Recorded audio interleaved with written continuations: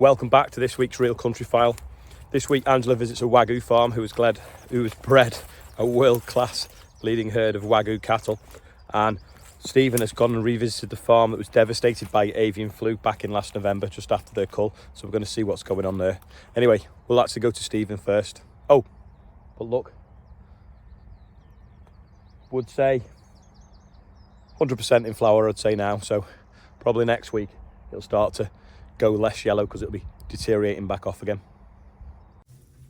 Now on this week's edition of the Real Country File, we've come back to see John and Cath Woods, who the last time we saw you, John, things weren't looking so grand, were they, mate? No, but time moves on, doesn't it? Yeah, and a lot of people commented it was bird flu, all your turkeys had just been culled and taken away, and a lot of people commented after that video to say, you know, they wished you all the best and, you know, they wanted you to carry on.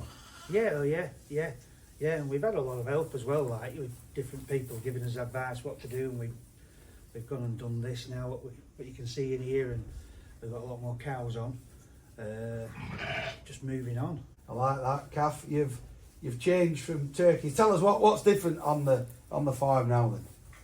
Well, everything's different now. I mean, the shop's even busier than what we were before, and obviously completely different. New. We don't know what we're really doing with the sheep and all the new lambs, but we're doing our best. So you've been likened to the blonde shepherdess now. I am, yeah. Yeah, that's me. That's the word going around the village. I love it. Yeah, and you never kept sheep really before, did you? No. I think we had a dabble, didn't we, just with some lambs, didn't we? Yeah, a few years back, but we didn't actually. Well, wasn't here when they were born, so we've been here all the time now. When they were all in labour, and if anything that went wrong, we were there.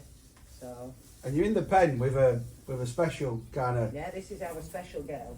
This is special mummy. She had 5 babies. She had what? 5 babies. Lambs. Okay, so Yeah, 5 baby lambs. 5 babies. 5 lambs. So my babies, excuse me. So 5 are all still going well. Yeah, they're all doing very, very well. And then on Friday, we got a little orphan, and she's accepted him as well. Right, She's okay. now got 6. She's got 6. Yes. You like a big brood on farm, don't you? Yes, we do. How many grandkids have you got now? 5. 5. So you like a lot of ankle biters running around. And, Yeah, we do. do you know what's lovely is coming back and seeing you, and we've been friends for a good number of years, but seeing you both smiling and seeing new life on the farm. You know, it's Easter weekend when we're filming this, and it just feels like a resurgence, a resilience that's kept you going. Yeah. Well, it's this time of year now where everything's starting to move and grow. I mean, if it stopped dry for a bit longer, we'd be really busy, and it just takes your mind off what actually has happened, and it's still there, and you still get days. And we talked to Matt next door who had it, and other people, and you seem to be on this roller coaster where you're all right and you know where you're going, and then you get another day you wake up and something goes wrong, and then you think, oh, what am I doing now? And that's what it's like. So you've gone sheep and beef, which is the lamb and the beef for the shop, and you're learning something every month. So what kind of things have you never done before that you've had to do? Well, like with the calves that we got out, we fetched them on at the wrong time, which we didn't know. They all ended up with pneumonia. Oh no. So that was an experience and a worry. Yeah. But with the vet's help and everybody else's help, we got through that. But it was then we had to deorn them all, where we've never deorned.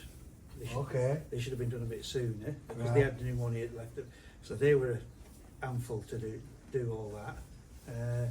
And the same with sheep. It's like we had them in the field, we fetched them in, and like I said, we didn't really know what we were doing. Just something. Yeah. Every month. And we had that day where they thought they'd start giving birth, and they didn't. And we were waiting, and the weeks went by. We're thinking, the big fat things, we were thinking, they must be ready now. And then all of a sudden they just started, and it's been going about 3 weeks, hasn't it? Yeah, just shy of 4 weeks. And neck end of 100 lambs running around place. Yeah, which is better than we thought. Usually this would be a quieter time on the farm because your turkeys, you'd be done. We're in April, so you'd be planning for next Christmas, but not really running around with a lot of livestock. Usually we're busy like just spreading milk, sowing the corn, doing things like that, and we don't grow a lot of corn, so it's a few days a week, it's over with that, and obviously the tomatoes and stuff. But yeah, it's usually the quietest time, like, you know. And now, Kath, you wouldn't have it any other way now. You're busy and loving farming again. Yeah, completely. Yeah, it was really very sad, and we want people to realise that out of sadness something quite happy has come along, and experience like 5 lambs off one, it's 1 in a million. That would ever happen. So that's like, hopefully it's a sign that things are going to look up. Well, things are looking up. And are turkeys back on the menu for Christmas? We've gone on 2 farms hopefully this time. We've just agreed the numbers and that lot. Hopefully the year after there'll be a vaccine out and we can go ahead. I can't afford to lose the money we've lost. I know it's got to this stage. The payout we thought was all right, which it paid all my debts and paid certain things off, and usually with the turkey money at Christmas we're ploughing it back in now. You're investing again? Yeah. Well, we haven't got that money now. Right. So this is the next struggle, this next 6 months. You know, it's gonna be, we have stock, but it's going to be next year before we're reaping the benefit. And even these lambs this year, what they've cost and all the gear we've had to buy, we think it might be next year or even the year after before we're in profit. Right. So even though we're busy, we're not making any money at the minute, and that's that on the farm. Right. And that is the big problem. So you just got to knuckle down again. Knuckle down. We've done it before. You know, and that's what you do. Well, we'll hopefully come along and see you when they're out in field. Maybe give it 6 months and come and see how you're going. It's genuinely lovely to see you both laughing and smiling, and more importantly, still farming. Yeah. So, you know, thanks for inviting us down. I really appreciate it. Thank you. It's been a pleasure. We'll see you in a few months, sir. Yeah, definitely. Thanks for that, Stephen. Now, from Lancashire over to Shropshire, where Angela's been on a farm walk with the Holstein Society. Farm walks are a great opportunity to have a look round somebody else's farm and learn more about what they're up to. So let's go and have a look at this Wagyu farm.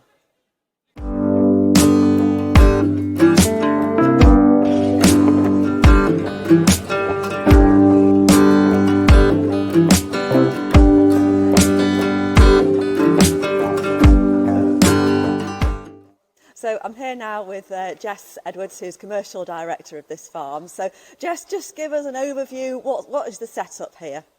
So we have 380 full-blood Wagyu here at Wyndford Wagyu. We have 180 Holstein recipients that receive a full-blood embryo, and that's how we've managed to grow the herd to what it is today. Numbers are still growing, but we're trying to keep that really elite sort of head to our genetic herd. And it's really a very worldwide operation, isn't it? So just tell us a bit about where you get your semen from. So it is very, very global. I think Australia are they're the biggest entity of Wagyu outside of Japan, alongside the US. So a lot of good bulls are coming out of Australia and also the US. We have our herd of about 20 cattle out in the US that we are doing embryo work, utilising bulls from both the US and Australia, and then bringing the embryos over here to put into our Holstein cattle. So very, very, very global business. So the Holsteins come into us 10 to 13 months, as I said. They will all have a chance of a full-blood embryo. 3 attempts, and then we actually, the reason we have them in younger is so that we can sell them on as bull-in heifers if they don't take to an embryo. We appreciate it's quite hard on them to ask them all to take to an embryo, so we want to have a good outcome for those in the end and go on to another dairy farm as a bull-in heifer. So these girls through this doorway here, they're all in calf, due to calve any time now really. We've actually got a couple overdue, so we're just waiting on those. We have the mattresses down in the calving area so that we can disinfect and clean down after each calf that's born. So at point of feet showing, the we bring the cow into here, we carve her down in the pen, and then the calves actually go into one of these blue boxes. We call them our little smuggle boxes, and they go outside of the lock and yoke. So the cow can still mother and lick the calf, but the calf can't get up and suckle. We've got a totally closed Wagyu herd here, so we don't want to bring anything in. We do source off high health farms, all our Holsteins. We've been very fortunate to work with, I know we've got one of our farmers here that supplies us with Holsteins, so we've been very fortunate to work with some great Holstein breeders around. So they're in their snuggle box or cuddle box. They have 1.5 litres of colostrum pretty much half an hour to an hour after they've been born. If we can't get that down them in a bottle, we will tube them just to get it in there. And then they sit there, depending on when they've calved, until the cow goes in to be milked. So at that point the calf is weighed. We weigh every calf. We also submit that back into breed plan to make sure that we're having accurate figures for bulls that we're using, etc. The Holsteins very much do us a very good service here. We don't like to feel like we've done a disservice to anything, so we want to get them milking as well as they possibly can before they leave us, and then they've done us a good turn. So the calves out there, we'll try and turn those out as young as possible. They always do better out of grass, so we'll get those guys out. The guys in here really predominantly now will stay in here on the finishing ration and will work their way through to finishing and then be sold through our online shop. We put our calves on a very good diet to promote laying down the fat cells within the meat at a very young age. And then the job of this unit is for them to fill those fat cells and have that marbling in the meat.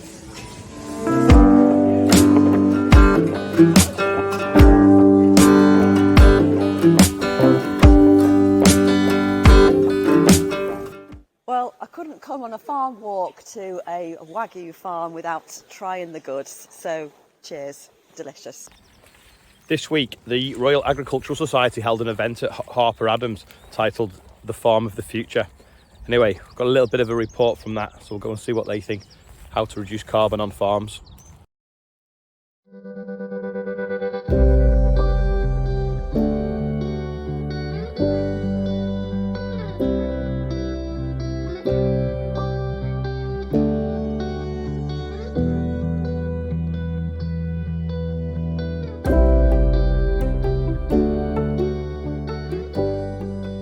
Well, it's great to be here today and meeting all these farmers who are wrestling with this incredibly difficult challenge of how we get to net zero whilst looking after nature and producing plenty of food. So it's brilliant to be in a room for people trying to do that stuff.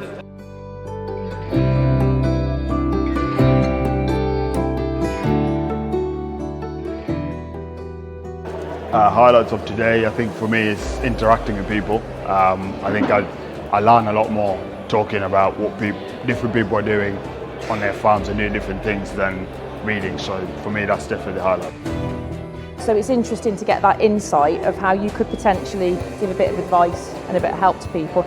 I'm not an expert, but it's great to come to something like this to actually hear what is available and potentially point people in the right direction. Great to be here today, great to hear some of the farmers that are facing some of the challenges and seeing how they're moving forward. I've been out in the field and seen some of the robots. For me, it's how we can bring those ideas together, best practice, and have those benchmarks that were mentioned in some of the speeches. But it's been absolutely fantastic to be involved. I've really enjoyed today. It's one of the best events I've been to in years, and the big output for me is I wasn't aware that AD plants were available for farms of our scale at home, so I've got the gentleman's card, and watch this space, there'll be an AD plant in Dimmock soon looking after our little farm. So brilliant, well done to everybody involved, it's been fabulous.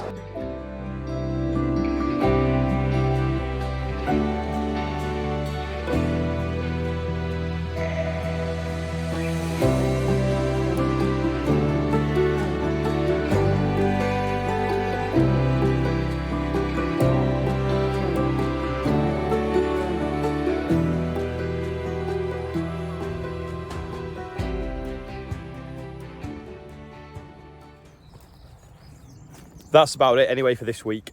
Stephen had come up the other day saying that we should have a rant of the week. Well, I'll maybe kick it off. So you may have seen in the news that the guy that got the bulldozer in the river and dredged it has been sent to prison, which is then obviously going to cost taxpayers money, despite him saving the taxpayers a lot of money by dredging it, that the EA should have perhaps done. Now, I can understand that there's some circumstances around it where he'd pursued one of the EA officers and stuff like that, which is obviously he's not on. But the whole thing, if the EA worked closely with farmers a bit better and took a bit more of a sensible approach to flooding, and remembered the name that they used to be called the National Rivers Authority and used to maintain rivers. Man has trained rivers for millennium to live in harmony with them. They aren't particularly natural in the state they are in the UK now. They've been realigned, they've been moved, and if we need to farm next to them or live next to them, we have got to manage them. So that's my little rant of the week. I think it's a step too far. They've made an example of him for a PR stunt, which is just stupid. Anyway, what do people think about that? What do people think we should look at in different rants? Let us know if you've got one. Thanks for watching this week, and we'll see you all next week.